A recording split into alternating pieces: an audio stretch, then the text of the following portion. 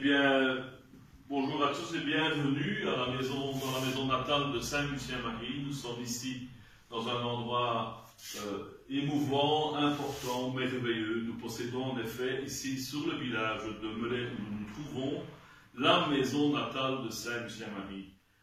Imaginons-nous en 1841 voir ce petit enfant naître dans cette maison.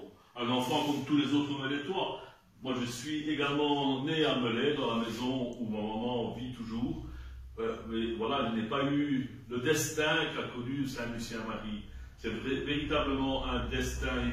Il est né dans une famille profondément religieuse et ça l'a profondément marqué. Tant et si bien que dès l'âge de 13 ans, 14 ans, il envisageait déjà d'entrer chez les frères des écoles chrétiennes afin de faire une vie profondément religieuse. C'est ce qu'il a fait et nous avons, nous, Melaytois, la chance de posséder encore cette maison grâce aux efforts des gens locaux qui se battent et qui veulent garder ce souvenir qui est excessivement important. Voilà, il a vécu comme tous les autres enfants, il a joué ici derrière, l'endroit n'était pas ce qu'il est aussi fréquenté que maintenant avec les voitures. Et la rumeur dit que Saint-Lucien, quand il sortait de cette maison, avait l'habitude d'aller prier au pied d'un arbre qui se trouvait devant la maison de la voisine. Il allait là tous les jours un peu se recueillir. Que dire de cette maison si ce n'est qu'on sent quand on entre qu'il y a quelque chose qui pèse sur vous, il y a une âme, il y a une vie, on sent une présence. J'ai quelques petites anecdotes à vous raconter, puisque nul n'est prophète dans son pays. Qui sait que Saint-Lucien est né ici à Melay? On connaît Saint-Lucien parce qu'on parle souvent de lui par Malone, et c'est là qu'il a fait les trois quarts de toute sa vie d'ailleurs. Il a travaillé à Malone et il est mort à Malone, il est enterré à Malone. Mais n'oublions pas qu'il est né ici dans cette maison. Il a été béatifié par Paul VI en 1977. Donc il a fallu attendre pas mal d'années après sa mort pour qu'il soit béatifié, pour être en fait ensuite canonisé en 89. Il est devenu le Saint Lucien Marie que nous connaissons et que nous vénérons ici à Melay. En fait d'anecdotes, j'en ai deux peut-être à vous raconter pour ne pas faire trop long. Le cours de catéchisme pour les enfants du village se donne bien souvent ici dans cette maison. Et nous sommes à un endroit de Melay qui s'appelle le Tri. Le Tri est communément désigné pour des endroits où rien ne pousse, tout est désertique.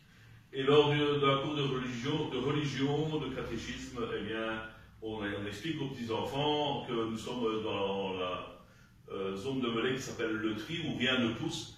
Et un petit enfant a quand même fait remarquer que Saint-Lucien-Marie avait grandi, avait poussé ici. Et quelle fleur, quelle plante.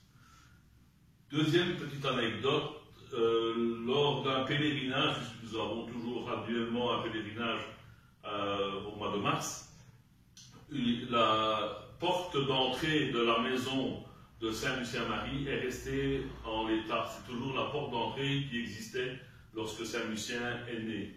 Cette porte est équipée d'une clé tout à fait spéciale, ancienne, longue, épaisse, et là, à la fin d'un pèlerinage, cette clé avait disparu.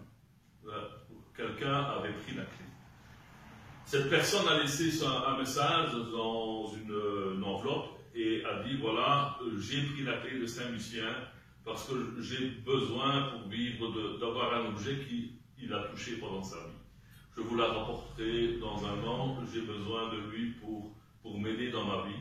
Et un an après, cette personne a rapporté la clé, avec tous les remerciements qui accompagnaient pour la grâce que Saint-Lucien-Marie lui avait accordée. Voilà, ce sont deux petites anecdotes qui disent qu'à l'heure actuelle, encore maintenant, des gens ont besoin, et surtout dans les périodes que nous vivons, les gens ont parfois besoin de se ressourcer, de se retourner vers quelqu'un qui puisse les aider.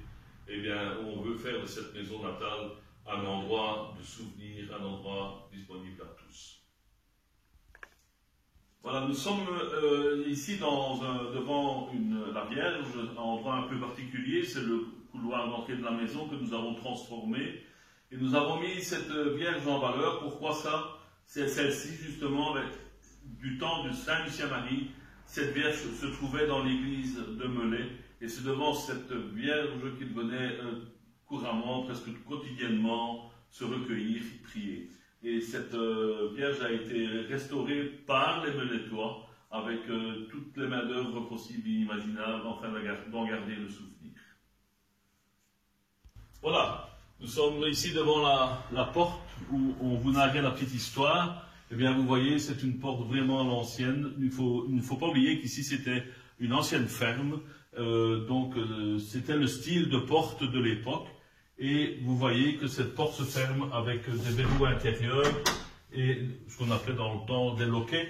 Et il y avait ici, dans la grosse serrure en métal, une clé qui faisait à peu près 20 cm de long. Nous avons retiré cette clé par mesure de précaution. Et il faut savoir que nous ne savons pas mettre cette clé à l'extérieur. La porte ne se ferme que de l'intérieur avec cette clé. Nous voulons également à vous présenter en fait ce qu'on pense être le lieu le plus ancien de la maison et où la pièce dans laquelle il serait réellement emmené. Le carrelage est encore à l'identique. C'est un carrelage ancien que les maisons melaytoises connaissaient très bien.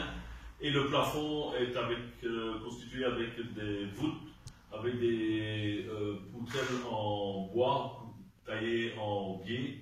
Voilà, on a un peu remis en état pour la beauté du site.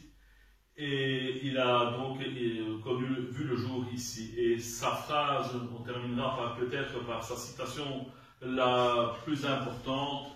Je veux que le jour de ma mort soit le plus beau jour de ma vie.